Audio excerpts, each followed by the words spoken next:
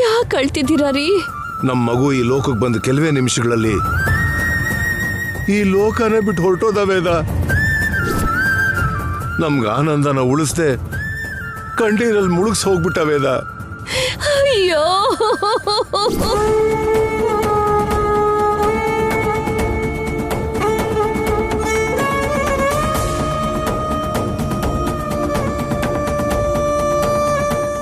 ಆ ವಿಷಯ ಯಾರಿಗೂ ಹೇಳ್ಬಾರ್ದು ಅಂತ ನಿರ್ಧಾರ ಮಾಡ್ಕೊಂಡ್ವಿ.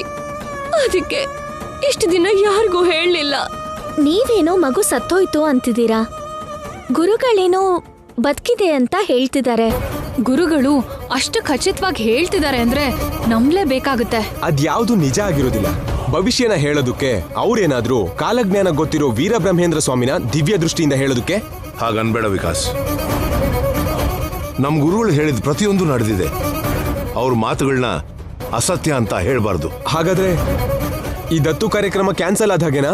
ಏನು ನಿನಗಿನ್ನೂ ಅರ್ಥ ಆಗ್ಲಿಲ್ವಾ? ಸ್ವಲ್ಪ ಸಮಯ ತಗೊಳ್ಳೋಣ, ಆಮೇಲೆ ಬೇಕಾದ್ರೆ ಯೋಚನೆ ಮಾಡೋಣ. ಮತ್ತೊಬ್ಬ ಇದಾನೆ ಅಂತ ಗೊತ್ತಾದ್ಮೇಲೆ ಇನ್ನೇನು ಯೋಚನೆ ಮಾಡ್ತಾರೆ? ಅಷ್ಟಕ್ಕೂ ಆ ಸಾರ್ ಎಲ್ಲಿದಾರೋ? ರಾಧಾಕೃಷ್ಣ ಶ್ರೀಕರ್ ಹಾಗೆ ಸೌಮ್ಯಾನೋ ಒರಟಾನೋ? ನಾನೊಂದು ಅನ್ಕೊಂಡ್ರೆ ಇಷ್ಟು ದೊಡ್ಡ ನಿಜ ಬಯಲಾಯ್ತಲ್ಲ. ಸದ್ಯಕ್ಕೆ ದತ್ತು ಕಾರ್ಯಕ್ರಮ ನಿಲ್ತು. ಆದ್ರೆ ನಾಳೆ ಅಜ್ಞಾತದಲ್ಲಿರೋ ಆ ಮಗ ಬಂದ್ರೆ ಮಾತ್ರ ನಾನು ಅವನನ್ನ ಹೇಗೆ ಮದುವೆ ಮಾಡ್ಕೊಳಕ್ಕಾಗತ್ತೆ? ಶ್ರೀಕರ್ನ ಹೇಗೆ ಬಿಡಕ್ಕಾಗತ್ತೆ?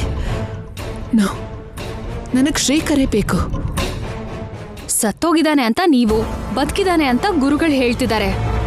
ಈ ಮಿಸ್ಟ್ರಿ ಬಯಲಾಗ್ಬೇಕು ಅಂದ್ರೆ ಯಾರ ಮುಖಾಂತರ ನಮಗ್ ಗೊತ್ತಾಗ್ಬೋದು?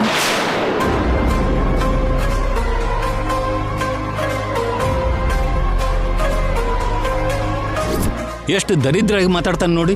ಅಷ್ಟಕ್ಕೆ ಇವ್ ನನ್ನ ಮಗನೇ ಅಂತ ನನಗ್ಯಾಕೋ ಅನುಮಾನ ಬರ್ತಾ ಇದೆ. ನೀನ್ ನೋವಲ್ಲಿ ಪದೇ ಪದೇ ಅದನ್ನೇ ಮಾತಾಡ್ತೀಯ. ಅದನ್ನ ಕೇಳ್ತಾ ಇದ್ರೆ 25 ವರ್ಷದ ಹಿಂದಿನ ರಹಸ್ಯ ಒಂದಿದೆ ನಾಗಯ್ಯ. ನಿನಗಾಗ್ಲಿ ನನ್ನ ಮಗಳಿಗಾಗ್ಲಿ ಹೇಳ್ಕೊಳಕ್ಕಾಗದೆ ಇರೋ ರಹಸ್ಯ ಅದು. ಕಿಟ್ಟು ನಿಮ್ಮ ಮಗನೇ ಅಲ್ಲ. ಆದ್ರೆ ಕಿಟ್ಟು ಹೇಗೆ ಈ ಮನೆಗೆ ನಿಮ್ಮ ಮಗ ಆಗಿ ಬಂದ ಅಂದ್ರೆ ಅಮ್ಮ ಅಮ್ಮ ಅಮ್ಮ ದೇವ್ರೆ, ನನ್ನ ಮಗಳಿಗೆ ಆರೋಗ್ಯವಾಗಿರೋ ಮಗು ಹುಟ್ಟೋ ಹಾಗೆ ಮಾಡು. ಇದಕ್ಕೂ ಮುಂಚೆ ಕೂಡ ಇಬ್ರು ಮಕ್ಕಳನ್ನ ಹೆತ್ತಿದ್ಲು. ಹುಟ್ಟಿದ್ದಾಗೆ ಸತ್ತು ಹೋಗಿತ್ತು. ಈ ಸಲನೂ ಅದೇ ಗತಿ ಆದ್ರೆ ಏನ್ ಪ್ರಯೋಜನ? ಜೀವ ಇರ್ಬೇಕಲ್ವಾ?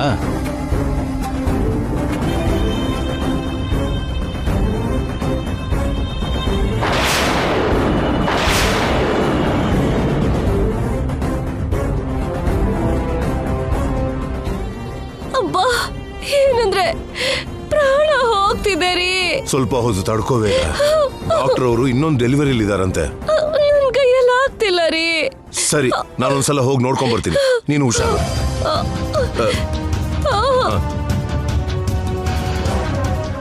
ಸುಬ್ಬು, ಡಾಕ್ಟರ್ ಬರೋಕೆ ಇನ್ನೂ ಎಷ್ಟೊತ್ತಾಗುತ್ತೆ? ಅಲ್ಲಿ ಡೆಲಿವರಿ ಆಗ್ಬೇಕಲ್ಲ, ಇರೋದೇ ಒಬ್ಬ ಡಾಕ್ಟ್ರು.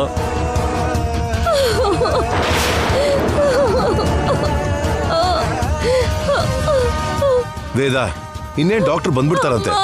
ವೇದ, ಸ್ವಲ್ಪ ಹೊತ್ತು ತಡ್ಕೋ ವೇದ, ಡಾಕ್ಟರ್ ಬಂದ್ಬಿಡ್ತಾರ. ನಿನಗೆ ಒಂದೇ ಮಾತು ಹೇಳ್ತಿದ್ದೀನಿ. ಈ ಸಾರಿ ಏನಾದರೂ ನಿನ್ನ ಮಗಳು ನನ್ನ ಕೈಯಲ್ಲಿ ಮಗು ಹೆತ್ಕೊಡ್ಲಿಲ್ಲ ಅಂದ್ರೆ ನಿನ್ನ ಮಗಳನ್ನ ಬಿಟ್ಟು ಬೇರೆ ಮದುವೆ ಮಾಡ್ಕೋತೀನಿ. ಡಾಕ್ಟ್ರಮ್ಮ, ತುಂಬಾ ಪ್ರಯತ್ನ ಮಾಡಿದ್ವಿ. ತಾಯಿನ ಕಾಪಾಡೋದಕ್ಕೆ ಸಾಧ್ಯ ಆಯ್ತು, ಆದ್ರೆ ಮಗುನ ಉಳಿಸ್ಕೊಳಕ್ಕಾಗಿಲ್ಲ.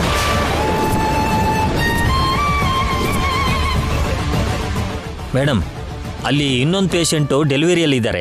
ಬೇಗ ಬನ್ನಿ ಮೇಡಮ್.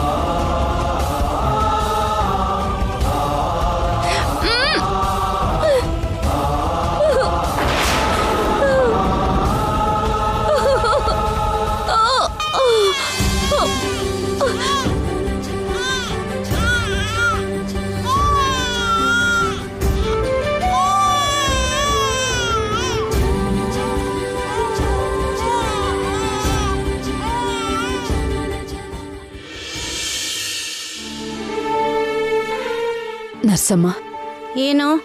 ಒಂದ್ ವಿಷಯ. ಬೇಗ ಹೇಳಿ. ನನ್ ಮಗಳು ಹುಟ್ಟಿರೋ ಮಗು ಸತ್ತೋಗಿದೆ ಅಂತ ಗೊತ್ತಾದ್ರೆ ನನ್ನ ಅಳಿಯ ನನ್ ಮಗಳನ್ನ ಬಿಟ್ಬಿಡ್ತಾನಮ್ಮ. ಅದಕ್ ನಾನೇನ್ ಮಾಡ್ಲಿ? ನನ್ಗೊಂದ್ ಸಹಾಯ ಮಾಡಮ್ಮ. ನನ್ ಮಗಳು ಜೀವನ ಕಾಪಾಡು ಅಂತ ಸೆರಗೊಡ್ಡಿ ಬೇಡ್ಕೊತಾ ಇದ್ದೀನಿ. ವೇದವತಿ ಅನ್ನೋರು ಒಂದ್ ಗಂಡ್ ಮಗುನ ಹೆತ್ತಿದಾರಂತಲ್ಲ, ಆ ಮಗುನ ನನ್ ಮಗಳು ಪಕ್ಕದಲ್ಲಿಟ್ಟು ಸತ್ತೋಗಿರೋ ಮಗುನ ಅವ್ರ ಪಕ್ಕದಲ್ಲಿ ಇಟ್ಬಿಡು. ನಿನ್ ಕಾಲ್ ಹಿಡ್ಕೋತೀನಮ್ಮ. ಯಾಕಮ್ಮ ಮನ್ಸು ಒಪ್ತಾ ಇಲ್ವಾ? ನಾನ್ ಯೋಚನೆ ಮಾಡ್ತಿರೋದು ಅದ್ರ ಬಗ್ಗೆ ಅಲ್ಲ. ದೊಡ್ಡ ಸಹಾಯನೇ ಕೇಳಿದ್ರಲ್ಲ, ಎಷ್ಟಿಸ್ಕೊಳ್ಳೋಣ ಅಂತ. ಬೇಗ ಹೇಳು. ವೇದವತಿ ಅವ್ರ ಗಂಡ ಒಳಗ್ ಹೋಗಿ ಮಗುನ್ ನೋಡಕ್ ಮುಂಚೆ ಈ ಕೆಲ್ಸ ಆಗೋಗ್ಬೇಕು.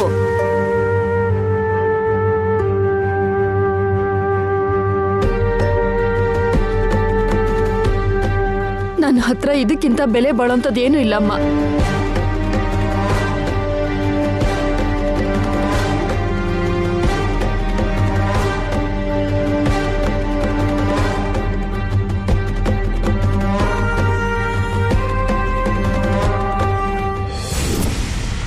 ನನ್ನ ಮಗಳ ಜೀವನ ಕಾಪಾಡೋಕ್ಕೋಸ್ಕರ ಅವತ್ತು ಆ ನರ್ಸ್ ಜೊತೆ ಸೇರ್ಕೊಂಡು ನಾನು ಆ ಪಾಪ ಮಾಡ್ಬೇಕಾಯ್ತು. ನನ್ಗೇನು ಗೊತ್ತಿಲ್ಲದೆ ಇರೋ ಹಾಗೆ ಇಷ್ಟು ವರ್ಷ ಕಳೆದ್ಬಿಟ್ಟೆ. ಅವಾಗ ಕಿಟ್ಟು ಕಣ್ಣು ನೋಡಿ ಮಾತಾಡೋಕೆ ಧೈರ್ಯ ಮಾಡೋಕ್ಕಾಗ್ದೆ ಸುಮ್ಮನೆ ಆಗ್ಬಿಡ್ತೀನಿ. ಯಾಕೆ ಅಂದ್ರೆ ನಾನ್ ಮಾಡಿರೋ ಪಾಪ ನನ್ನ ಕಣ್ ಮುಂದೆ ಬರುತ್ತೆ. ಅವಂದು ದೊಡ್ಡ ಮನೆ ರಕ್ತ, ಅದಕ್ಕೆ ಅವನ ಆಲೋಚನೆಗಳೆಲ್ಲ ಹಾಗೆ ಇರುತ್ತೆ. ನಮ್ ಬಡವ್ರ ಜೀವನದ ಮಧ್ಯೆ, ಈ ಕತ್ಲು ಕೋಣೆ ಮಧ್ಯೆ ಅವನ್ಗಿರೋಕಾಗ್ತಿಲ್ಲ. ಕೋಟ್ಯಾಧಿಪತಿಗಳ ಮನೇಲಿ ಮುದ್ದಾಗಿ ಬೆಳಿಬೇಕಾಗಿರೋನ್ ಜಾತಕನ, ಅವನ ಹಣೆ ಬರಹನ ನಾನೇ ಬದಲಾಯಿಸ್ಬಿಟ್ಟಿದ್ದೀನಿ. ಹುಟ್ಟಿದ ಮಗು ಸತ್ತೋಯ್ತು ಅಂತ ಆ ತಾಯಿ ಅವತ್ತು ಎಷ್ಟು ಸಂಕಟ ಪಟ್ಟಿದ್ದಾಳ. ತಾಯಿ ಮಗುನ ದೂರ ಮಾಡಿದ ಪಾಪ ನನ್ನ ಸುಮ್ಮನೆ ಬಿಡೋದಿಲ್ಲ. ಇನ್ ಮುಂದೆ ಏನ್ ನಡೆಯುತ್ತೋ ಏನೋ, ಎಲ್ಲ ನಿನ್ ಮೇಲ್ ಭಾರ ಹಾಕ್ತಿದ್ದೀನಿ.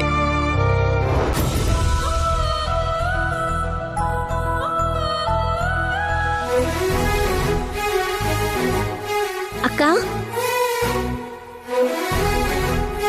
ಅವನಿ 2 ನಿಮಿಷದಲ್ಲಿ ಬಂದ್ಬಿಡ್ತೀನಿ, ನೀನು ಕೂತ್ಕೋ.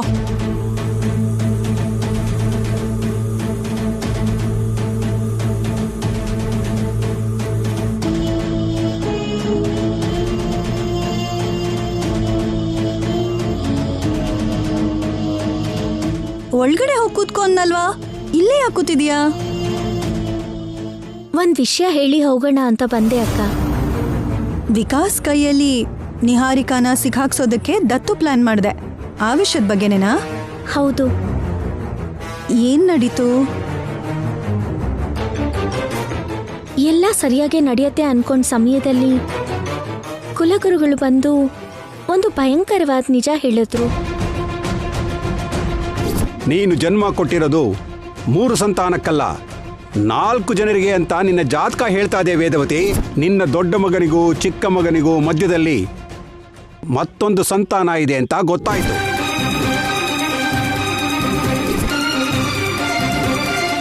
ಹೌದಾ? ಇದೆಲ್ಲ ನಿಜನಾ? ನಂಬೋಕಾಗ್ದಿರೋಷ್ಟು ಆಶ್ಚರ್ಯವಾಗಿದೆ ಅವನಿ. ನಮ್ಗೆ ಹೀಗನ್ಸ್ತು ಅಂದ್ರೆ ದೊಡ್ಡ ಭಾವಂಗೆ, ಶ್ರೀಕರ್ ಭಾವಂಗೆ, ವಸಂತ ಅತ್ತಿಗೆಗೆ ಇನ್ ಹೇಗ್ ಅನ್ಸಿರ್ಬೇಕು ಹೇಳು? 3 ಜನನೇ ವಾರಸ್ದಾರರು ಅಂತ ಇಷ್ಟು ದಿನ ಅನ್ಕೊಂಡಿದ್ದಾರೆ. ಅಷ್ಟು ದೊಡ್ಡ ನಿಜ ಗೊತ್ತಾಗಿದ್ದಕ್ಕೆ ಭ್ರಮೇನ ನಿಜಾನ ಅಂತ ತುಂಬಾ ಒತ್ತಾಡ್ತಾ ಇದ್ದಾರೆ. ನಿಹಾರಿಕಾನ ಮನೆಯಿಂದ ಹೊರಗಡೆ ಕಳ್ಸೋದಕ್ಕೆ ನೀನ್ ಪ್ಲಾನ್ ಮಾಡಿದ್ದೆ. ಹೀಗ್ ನಡೆಯುತ್ತೆ ಅಂತ ಯಾರೂ ಅನ್ಕೊಂಡಿರ್ಲಿಲ್ಲ. ಒಂದ್ ಸಮಸ್ಯೆ ಜೊತೆ ಹೋರಾಡಿ ಗೆದ್ದು ಆಚೆ ಬರೋಷ್ಟೊತ್ತಿಗೆ ಇನ್ನೊಂದ್ ಸಮಸ್ಯೆ ಎದುರಾಗ್ತಿದೆ. ಕಾಣಿಸ್ದಿರೋ ವಾರಸ್ದಾರ ವಾಪಸ್ ಬಂದು ವೇದವತಿ ಅತ್ತೆ ಅಂತ ಜಾತಕ ಹೊಂದಿರೋ ನಿಹಾರಿಕನ್ ಮದ್ವೆ ಮಾಡ್ಕೊಂಡ ಅಂದ್ರೆ ನಿಹಾರಿಕಾ ಕೂಡ ಲಾವಣ್ಯ ಹಾಗೆ ನಿನ್ ಮೇಲೆ ದೊಡ್ಡ ಸೊಸೆ ಆಗ್ತಾಳೆ. ಆವಾಗ ನಿಹಾರಿಕಾ ಇನ್ನಷ್ಟು ಮೆರಿತಾಳೆ. ಪೂಜೆಯಲ್ಲಾಗ್ಲಿ ಹಬ್ಬದಲ್ಲಾಗ್ಲಿ ಲಾವಣ್ಯಗೂ ನಿನಗೂ ಯಾವುದೇ ಗೌರವನೂ ಇರೋದಿಲ್ಲ. ಯಜಮಾನತ್ವ ಅಧಿಕಾರ ಎಲ್ಲ ಆ ನಿಹಾರಿಕಾದೇ ಆಗತ್ತೆ. ಹೌದು ಅಕ್ಕ, ನನ್ಗೆ ಯಜಮಾನಿಕೆ ಸಿಗ್ಲಿಲ್ಲ ಅಂದ್ರೂ ಪರವಾಗಿಲ್ಲ. ಆದ್ರೆ ನಿಹಾರಿಕಾ ಮನೆಯಿಂದ ಹೊರಗಡೆ ಹೋಗ್ಲಿಲ್ಲ ಅಂದ್ರೆ ಇಡೀ ಕುಟುಂಬನೇ ಅಲ್ಲೋಲ ಕಲ್ಲೋಲ ಮಾಡ್ಬಿಡ್ತಾಳೆ. ಅಣ್ಣ ತಮ್ಮಂದ್ರ ಮಧ್ಯೆ ಜಗಳಕ್ಕೆ ಕಾರಣ ಆಗ್ತಾಳೆ. ಅಕ್ಕ ತಂಗಿರ್ ಬಂದದ್ ಮಧ್ಯೆ ಬೆಂಕಿ ಹಚ್ತಾಳೆ. ನಿನ್ ಸಮಸ್ಯೆ ಎಲ್ಲ ತೀರೋಯ್ತು ಅನ್ಕೊಂಡಿದ್ದೆ. ಮತ್ತೆ ನಿನ್ ಜೀವನದಲ್ಲಿ ಹೊಸ ಕಥೆ ಶುರುವಾಗ್ತಿದೆ. ನನ್ಗ್ಯಾಕೋ ಭಯ ಆಗ್ತಿದೆ ಅವನಿ. ಯಾವುದೇ ಕತೆ ಶುರುವಾದ್ರೂ ಯಾವುದೇ ಸಮಸ್ಯೆ ಬಂದ್ರೂ ಎದುರ್ಸೋದಕ್ ಮಾತ್ರ ನಾನ್ ಸಿದ್ಧವಾಗಿರ್ಬೇಕಕ್ಕ.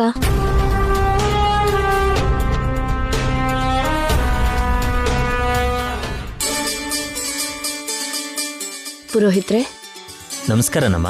ನಮಸ್ಕಾರ. ನಮಸ್ಕಾರ. ಹೇಳಿ ಅಮ್ಮ. ಕೆಲವು ನಿಜಗಳನ್ನ ದೇವ್ರು ತುಂಬಾ ವರ್ಷಗಳ ನಂತರ ತಿಳಿಸ್ತಾನೆ ಅಂತ, ಅದ್ರ ಹಿಂದೆ ಏನೇನೋ ಕಾರಣಗಳು ಇರುತ್ತೆ ಅಂತ ಯಾರ್ಯಾರೋ ಏನೇನೋ ಹೇಳ್ತಾರೆ. ಏನಾಯ್ತಮ್ಮ? ನಾನು 3ನೇ ಸತಿ ಬಸರಾದಾಗ ಮಗ ಹುಟ್ಟಿದ್ದ. ಆ ಮಗ ಹುಟ್ಟುತ್ತಾನೆ ಸತ್ ಹೋಗಿದ್ದ ಅಂತ ಅನ್ಕೊಂಡಿದ್ವಿ. ಆದ್ರೆ ಈಗ ಅವನು ಬದುಕಿದ್ದಾನೆ ಅಂತ ಈಗ ಗೊತ್ತಾಯ್ತು.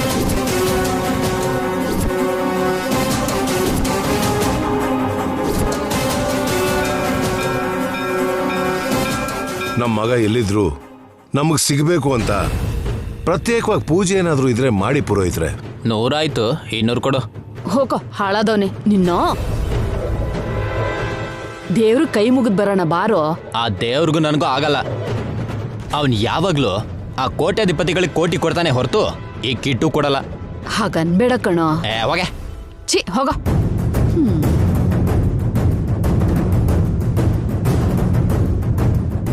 ನಿಮ್ಮ ನೋವೇನಂತ ನನಗೆ ಅರ್ಥ ಆಯ್ತಮ್ಮ. ನೀವೊಂದು ಕೆಲಸ ಮಾಡಿ. ಹೇಳಿ.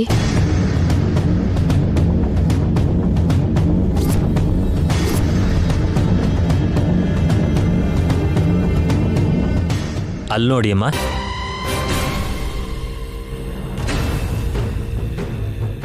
ಅಲ್ಲಿರೋ ನಾಗದೇವರಿಗೆ ಮುಡುಪು ಕಟ್ಟಿಯಮ್ಮ.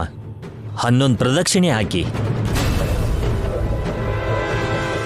ಅಮ್ನೋರ್ ಮುಂದೆ ಇರೋ ಅರ್ಶಿಣ ಕುಂಕುಮನ ಮನೆಗೆ ತಗೊಂಡೋಗಿ 3 ವಾರಗಳವರೆಗೆ ಆ ಅರ್ಶಿಣ ಕುಂಕುಮ ಜೊತೆ ದೇವ್ರ ಮನೆಯಲ್ಲಿರೋ ಅಮ್ನೋರಿಗೆ ಅಭಿಷೇಕ ಮಾಡಿ. ಅವಾಗ ನಿಮ್ಮ ಮನಸ್ಸಲ್ಲಿರೋ ಕೋರಿಕೆ ಈಡೇರುತ್ತೆ. ವೇದವತಿ ಅಮ್ಮವರು ದುಡ್ಡಿರೋರು, ಅವ್ರಿಗೆ ನೆರವೇರ್ದಿರೋ ಕೋರಿಕೆ ಏನಿರುತ್ತೆ?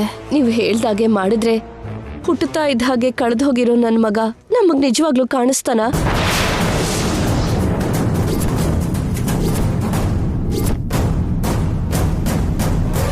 ಈ ತಾಯಿ ಗರ್ಭಶೋಕ ತೀರುತ್ತಾ? ಸತ್ ಹೋಗಿದ್ದಾನೆ ಅನ್ಕೊಂಡಿದ್ದ ಮಗ ಬದುಕಿದಾನೆ ಅಂತ ಗೊತ್ತಾದ ಕ್ಷಣದಿಂದ ಆ ಮಗನ್ನ ಯಾವಾಗ ನೋಡ್ತೀನಿ ಅಂತ ಪರಿತಪಿಸ್ತಾ ಇದ್ದೀನಿ.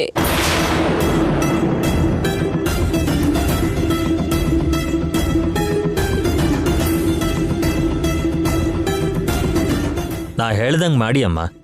ಸದ್ಯದಲ್ಲೇ ನೀವು ನಿಮ್ಮ ಮಗನ್ನ ನೋಡ್ಬೋದು.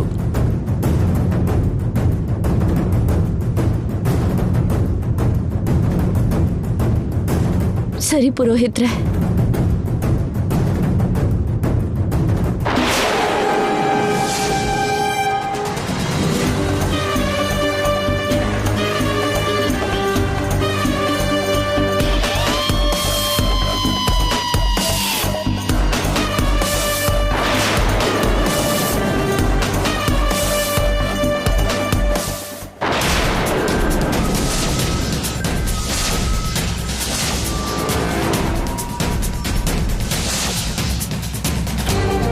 ಸತ್ತೋಗಿದೆ ಅನ್ಕೊಂಡಿದ್ ಮಗು ಬಗ್ಗೆ ಬದುಕಿದ್ದಾನೆ ಅಂತ ಇವ್ರಿಗೆ ಹೇಗ್ ಗೊತ್ತಾಯ್ತು?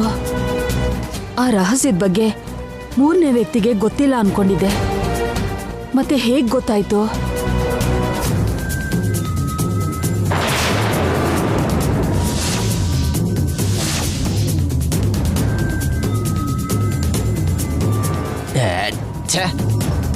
ಈ ಮುದುಕಿ ಒಳಗಡೆ ಹೋಗಿ ದೇವ್ರನ್ನೇ ಭಯ ಪಡಿಸ್ತಾವಳ ಹೇಗೆ?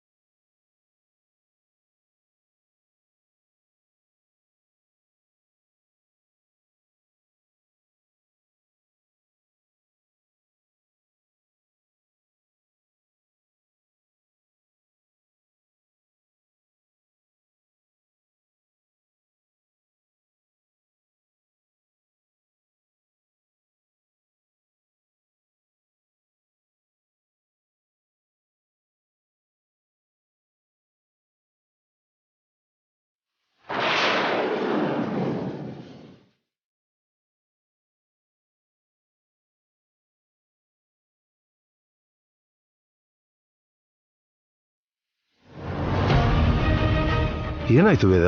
ಏನೋ ಗೊತ್ತಿಲ್ಲ ರೀ, ಮನ್ಸಿಗೇನೋ ಭಾವನೆ ಬರ್ತಿದೆ. ಅದೇನೋ ಯಾಕೋ ಅರ್ಥ ಆಗ್ತಿಲ್ಲ. ಮಗನ ಬಗ್ಗೆ ಹೆಚ್ಚಾಗಿ ಯೋಚನೆ ಮಾಡಿ ತಲೆ ಕೆಡಿಸ್ಕೋತಿದ್ಯಲ್ಲ, ಅದಕ್ಕೆ ನಿನ್ಗೆ ಹಾಗೆ ಅನಿಸ್ತಾ ಇರ್ಬೇಕು. ಪುರೋಹಿತರು ಹೇಳಿದ್ನ ಮಾಡೋಣ.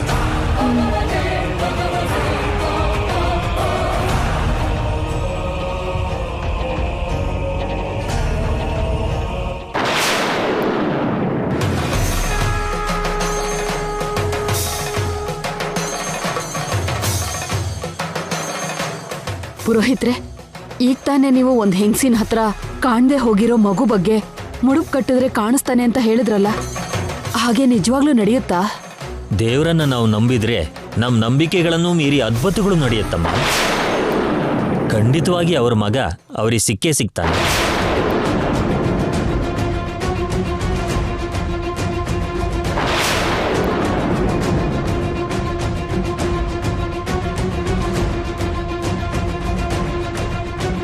ಈ ಮುದುಕಿಯಲ್ಲಿ ಹೋದ್ಲು.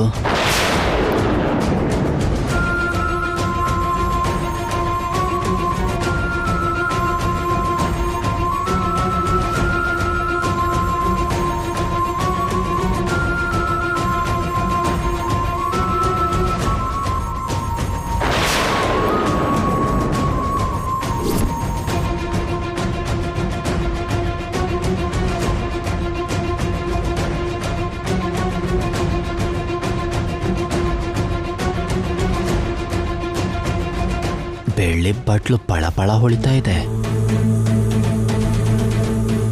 ಕೈ ಬೇರೆ ಕಡಿತಾ ಇದೆ.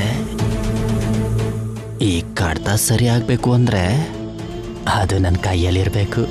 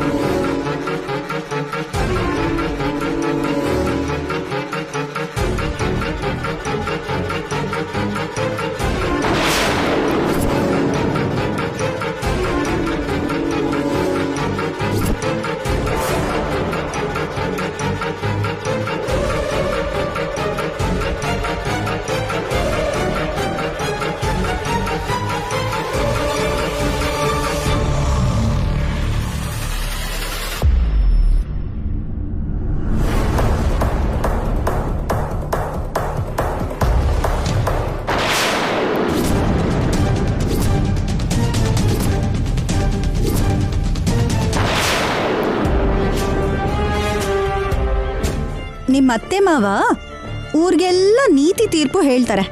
ನಿಹಾರಿಕಾ ವಿಷಯಕ್ಕೆ ಬಂದಾಗ ಮಾತ್ರ ಅವಳ ಬುದ್ಧಿನ ಕಂಡುಹಿಡಿಯೋದಕ್ಕಾಗ್ತಿಲ್ಲ. ರಾಶಿ ಫಲದಲ್ಲಿ ಇವತ್ತು ನನ್ನ ಜಾತಕ ಅದ್ಭುತವಾಗಿದೆ. ಅಕ್ಕ ತಂಗಿ ಹತ್ತಿರದಿಂದ ನನಗೇನಾದ್ರೂ ಉಪಯೋಗ ಆಗೋ ವಿಷಯ ಸಿಕ್ಕಿದ್ರೆ ಚೆನ್ನಾಗಿರುತ್ತೆ. ವೇದವತಿ ಅವ್ರಿಗೆ 2 ಮಕ್ಕಳು ಅಲ್ವಂತೆ, 3 ಮಕ್ಕಳು ಅಂತ ಜನರೆಲ್ಲರೂ ಇಷ್ಟೊತ್ತಿಗೆ ಗುಸು ಗುಸು ಮಾತಾಡ್ತಾ ಇರ್ತಾರೆ.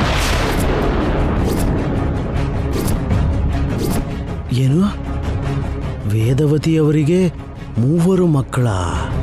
ಆ ಕಡೆ ರಾಧಾಕೃಷ್ಣಗೆ, ಈ ಕಡೆ ಶ್ರೀಕರ್ಗೆ ಮಧ್ಯದಲ್ಲಿ ಹುಟ್ಟಿರೋ ಮಗನ್ ಬಗ್ಗೆ ಅಷ್ಟಕ್ಕೂ ಅತ್ತೆಯವ್ರು ಹೇಗ್ ಕಂಡಿಡಿತಾರೆ?